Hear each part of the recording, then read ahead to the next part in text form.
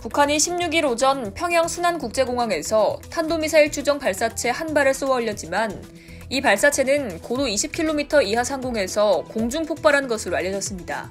탄도미사일이 공중 폭발한 원인은 엔진 계통에 이상이 발생했기 때문일 것이란 분석이 제시되고 있는데요. 일각에선 북한의 이번 실패가 미국의 사이버 교란 작전의 일환인 발사의 왼편일 수도 있다고 합니다. 발사의 왼편이란 작전은 2017년 3월 미 뉴욕타임즈가 당시 북한이 중거리 탄도미사일 시험 발사를 7차례 실패한 사실을 분석한 기사에 나온 말입니다. 발사의 왼편은 사이버 공격을 통해 적국의 시스템을 교란해 미사일을 무력화시키는 작전을 말합니다. 미사일은 공격 시 준비, 발사, 상승, 하강의 과정을 거치는데 흐름도상 발사의 왼편에 있는 준비 단계를 공략하기 때문에 붙은 명칭이죠. 반대되는 개념인 발사의 오른편은 적국이 발사한 미사일을 요격 미사일로 대응하는 전략을 말하는데요. 고도화된 탄도미사일을 요격하기 어려울 뿐 아니라 요격 미사일의 가격도 만만치 않아 발사의 왼편이 더욱 주목받고 있죠. 미 국방부는 지난 2013년 오바마 당시 미국 대통령의 지시로 발사의 왼편 개발을 시작했습니다. 그리고 발사의 왼편 작전은 지난해 다시 한번 주목을 받았는데요. 바이든 행정부 출범 이후 미 정부 고위 관계자들이 중요성을 강조하고 나섰기 때문입니다.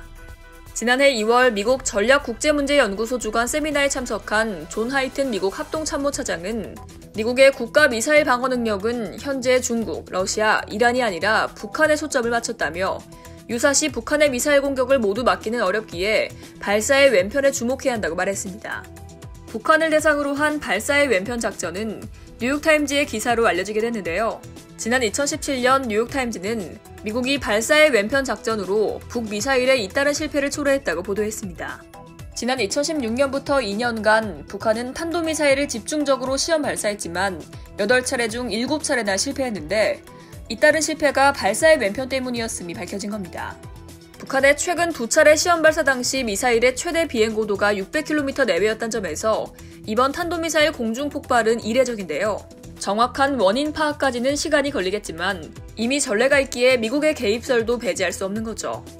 현재 우리나라가 북한의 미사일 공격에 대응하는 방식은 킬체인입니다. 미사일 발사 준비 단계의 징후를 파악하고 미리 제압하는 방식이죠. 일종의 선제 타격 개념입니다. 그러나 킬체인 방식에 대한 우려는 꾸준히 나오고 있습니다. 2010년 킬체인이 도입된 이후 북한의 미사일 체계에도 많은 변화가 있었기 때문이죠. 북한은 더 이상 재래식 공격 방식을 사용하지 않습니다. 30분이 넘게 액체 연료를 주입하는 대신 고체 연료 방식으로 전환하고 있죠. 미사일 발사대 또한 고정식에서 이동식으로 진화하고 있습니다. 미사일 발사 준비 단계가 짧아지면 킬체인은 정상 작동할 수 없기에 우려가 이어지는 건데요. 물론 킬체인도 발사 준비 단계를 공략하기에 발사의 왼편에 속합니다. 하지만 킬체인이 어디까지 발전했는지 분명하게 파악하고 여러모로 치명적 역효과를 줄일 수 있는 앞선 단계에서의 공략이 필요한 것은 아닌지 고민해야겠습니다. 이상 열도TV였습니다.